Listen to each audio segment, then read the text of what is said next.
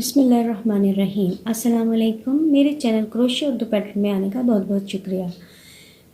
अगर आपको मेरी वीडियो अच्छी लगे तो मेरे चैनल को सब्सक्राइब कीजिए और बेल आइकन पर क्लिक कीजिए ताकि मेरी आने वाली हर नई वीडियो आप तक सबसे पहले पहुंच सके।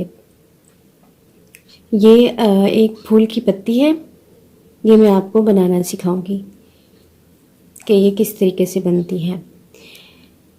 1 2 3 4 5 लेयर्स की ये पत्ती होती है, फूल की पत्ती।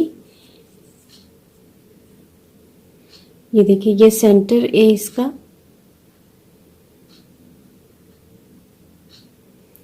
ये जो है ये सेंटर है इसका। 4 लाइनें इसके इस तरफ हैं और 4 ही लाइनें इसके इस तरफ भी हैं। आप चाहें तो आप ज़्यादा भी बना सकते हैं, लेकिन मैं सिर्फ 5 लाइनों की पत्ती ही बनाऊंगी, क्योंकि इसके साथ मैंने एक इस तरफ और एक इस तरफ पत्ती जोड़नी है। तो मेरी वीडियो अच्छी लगे तो मेरे चैनल को सब्सक्राइब कीजिए और बेल आइकन पर क्लिक कीजिए ताकि मेरी आने वाली हर नई वीडियो आप तक सबसे पहले पहुंच सके।